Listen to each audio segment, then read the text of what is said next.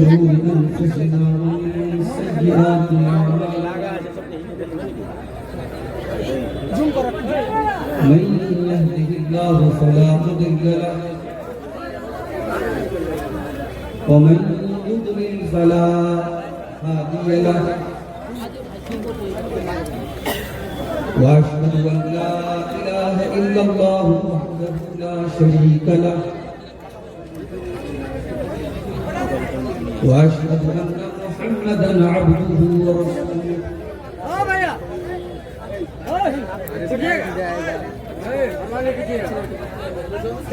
يا أيها الذين آمنوا اتقوا الله حق تقاته ولا تموتن إلا وأنتم مسلمون يا أيها الناس اتقوا ربكم الذي خلقكم من نفس واحدة وخلق منها زوجها وبث منهما رجالا كثيرا ونساء واتقوا الله الذي تساءلون به والأرحام إن الله كان عليكم رقيبا يا أيها الذين آمنوا اتقوا الله وقولوا قولا سديدا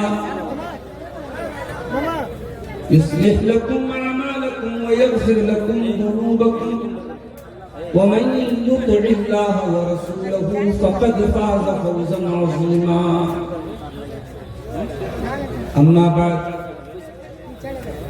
فإن خير الحديث كتاب الله وخير الهدي هدي محمد صلى الله عليه وسلم وشر الأمور محدثاتها وكل محدثة بدعة وكل بدعة ضلالة وكل ضلالة في النار. أعوذ بالله من الشيطان الرجيم. بسم الله الرحمن الرحيم.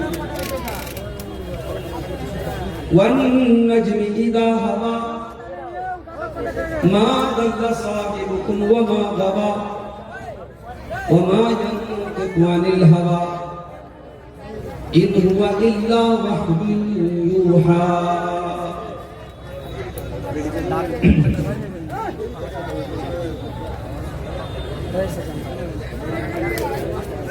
انوار رسالت سے لو جس نے لگائی ہے وہ شمع زمانے میں بجھنے نہیں پائی ہے. سنت کے ستاروں کو آنکھوں میں سجا کر چل سنت کے ستاروں کو آنکھوں میں سجا کر چل بدعت کے اندھیرے ہیں اور شرک کی کھائی ہے. انوار رسالت سے لو جس نے لگائی ہے ایک صورت زیبا ہے آئینے 73 ہیں. ایک صورت زیبا ہے آئینے 73 ہیں. تصویر وہی ہے جو سنت نے دکھائی ہے. انوار رسالت سے لو جس نے لگائی ہے. ہم بلبل شیدا ہیں گلزار محمد کے. ہم بلبل شیدا ہیں گلزار محمد یاد تڑپ جائے وہ نغمہ سرائی ہے، دشمن کو اجازت ہے آ کر کے وفا سیکھے، دشمن کو اجازت ہے آ کر کے وفا سیکھے، یہ محفل الفت ہے نفرت سے لڑائی ہے، انوار رسالت سے لو جس نے لگائی۔ صدر محترم علماء کرام، محترم بزرگوں، نوجوان ساتھیوں، ماؤں اور بہنوں، جامعہ اسلامیہ اتواری کا سالانہ پروگرام کٹیہار اور اس کے اطراف میں بہت بڑے اور عظیم الشان پروگرام کی حیثیت سے جانا اور پہچانا رکھا۔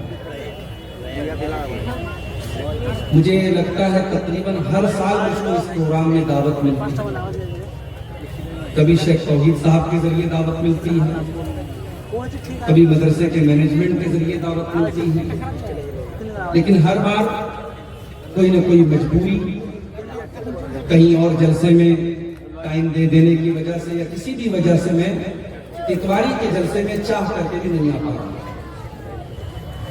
اس بار بھی جب مولانا جرجیز صاحب نے آج کے دن کا وقت دیا اور شیخ توحید صاحب نے مجھ سے رابطہ کیا، میں آج کے دن خالی نہیں تھا، پروگرام میرا پہلے سے کشن گنج میں طے تھا اور میری آنے جانے کی جو ترتیب تھی اس میں اتواری آنے کا موقع بھی نہیں مل پا رہا، مگر بہت اصرار کر کے شیخ توحید صاحب نے کہا کہ کیسے بھی آپ کو آنا ہے، کئی سال سے آپ کو دعوت دی جا رہی ہے، نہیں آ پا رہے، اور پھر اس حساب سے میں نے ترتیب بنائی اور تقریباً 5:30 بجے میں کٹیہار پہنچا، مگر کٹیہار پہنچنے کے بعد ایک بہت غمگین کر دینے والی خبر مجھے ملی۔ میرے والد کے بڑے بھائی، میرے بڑے ابا، بڑے والد جو مہینوں سے بیمار چل رہے تھے، آج شام کو تقریباً 5:30 بجے ان کا انتقال ہے۔ انا للہ و انا الیہ راجعون، اللہم اغفر لہ وارحمہ وعافہ واعف عنہ۔ بڑے ابا کے انتقال کی خبر جیسے ہی ملی میں بہت ڈسٹرب ہو گیا، کیونکہ میں کٹیہار میں ہوں، رات میں کشن گنج بھی جانا ہے۔ میں نے فوراً پتہ کیا کہ جنازہ کب ہے، مٹی کب۔ لوگوں نے کہا صبح 10 بجے مٹی پڑے گی، میں نے کہا نہیں، تھوڑا سا اور اس کو آگے بڑھائیے، جمعہ کے بعد مٹی رہی۔ اور میں فوراً پھر پٹنہ سے میں نے گاڑی منگائی ہے، وہ پورنیہ پہنچنے والا ہے میرا ڈرائیور، اور میں یہاں سے پروگرام کرتے ہی فوراً پورنیہ جاؤں گا، وہاں سے کشن گنج، پھر کشن گنج میں تقریر کر کے رات ہی میں مجھے بھاگنا ہے، پٹنہ جانا ہے، صبح جو بھی ٹرین ملے بنارس پہنچنا ہے، وہاں بڑے ابا کے جنازے میں شامل ہونا ہے۔ میرے پیارے ساتھیوں، وقت بھی بہت اچھا کیا، جلسے کے منتظمین نے پہلے سے طے کر کے رکھا ہے، اور میری مجبوری کو دیکھتے ہوئے آج مجھے پہلے ٹائم دیا ہے، اور میں اس چیز کی تائید کرتا ہوں کہ ٹھیک ہے، مقررین کا نام اور ان کا شیڈول آپ نے لکھا اور سوشل میڈیا پہ ڈالا، تھوڑا سا ایک شکایت ہے مجھے، میں نے دیکھا کہ اس لسٹ میں مقررین کا موبائل نمبر بھی دیا گیا، اس سے پرہیز کریں، سوشل میڈیا پہ علماء کا موبائل نمبر اس طریقے سے اس کو پبلش نہیں کرنا چاہیے۔ میرے بھائیوں، ہماری جماعت اہل حدیث کے بارے میں بہت ساری جھوٹی باتیں بھی پھیلائی جاتی ہیں، اور آپ جانتے ہیں کہ جھوٹ جب بہت زیادہ بولا جائے تو وہ پروپیگنڈا بن جاتا ہے، اور پروپیگنڈا کے اندر بڑی طاقت ہوتی ہے۔ کبھی کبھی پروپیگنڈا کے ذریعے سچ کو جھوٹ اور جھوٹ کو سچ کر دیا جاتا ہے۔ تو جماعت اہل حدیث کے بارے میں ایک پروپیگنڈا یہ پھیلایا گیا کہ یہ جماعت نبی کو نہیں مانتی، اہل حدیث نبی کو نہیں مانتے، اہل حدیث نبی کو اپنے جیسا مانتے، تو آج کی تقریر میں میں یہ چاہتا ہوں کہ جماعت اہل حدیث کا کیا اسٹینڈ ہے، کیا موقف ہے اللہ کے پیارے رسول صلی اللہ علیہ وسلم. کیا واقعی میں اہل حدیث اللہ کے نبی کو نہیں مانتے؟ آئیے قرآن کریم کی ایک آیت سے اپنی بات کو شروع کریں.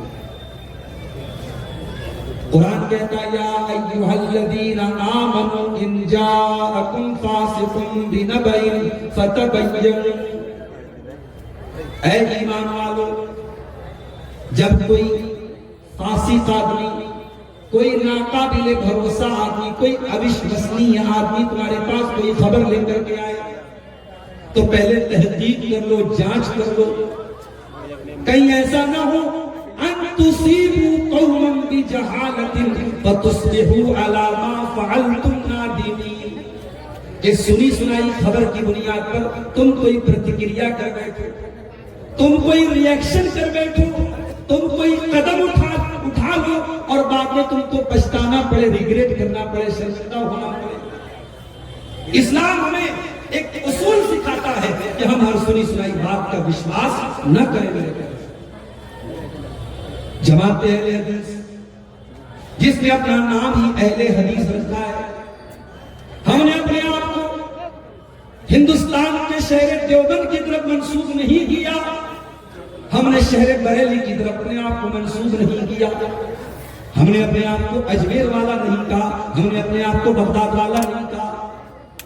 ہم نے اپنے اسکول آف تھاٹ کی بنیاد، اپنے مسلک کی بنیاد کسی امام کے نام پہ نہیں رکھی، کسی بزرگ کے نام پہ نہیں رکھی، کسی عالم کے نام پہ نہیں رکھی. دنیا والوں نے تو اپنے آپ کو حنفی بنا لیا، شافعی بنا لیا، مالکی بنا لیا، حنبلی بنا لیا، دیوبندی بنا لیا، بریلوی بنا لیا. ہم نے تو نام بھی رکھا، ہم نے پہچان بھی بنائی، ہم نے آئیڈینٹی بھی بنائی، تو اہل حدیث بنائی کہ ہم کون ہیں؟ قرآن و حدیث والے ہیں، یا تو رب کے قرآن پر چلنے والے ہیں یا جناب محمد رسول اللہ صلی اللہ علیہ وسلم کے فرمان پر چلنے والے ہیں. اور یہ بھی نوٹ کر لو میرے بھائی، آج اپنے آپ کو ایک آدمی حنفی کہتا ہے، اس سے پوچھو بھائی تم کس کی فقہ کو مانتے ہو؟ وہ کہے گا میں ابو حنیفہ کی فقہ کو مانتا ہوں. پھر اس سے پوچھو بھائی یہ بتا تیرا عقیدہ کیا ہے؟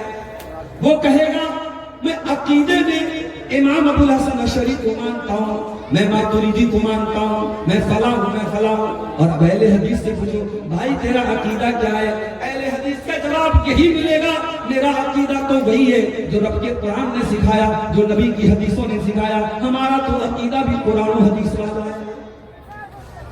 کتنا بڑا ظلم ہے اور کتنا بڑا انیائے ہے کہ کوئی یہ کہے کہ اہل حدیث نبی کو نہیں. اور جہاں تک یہ سوال ہے کہ ہم یہ کہتے ہیں کہ صاحب نبی ہمارے جیسے، نبی ہمارے جیسے کیسے ہو سکتے ہیں؟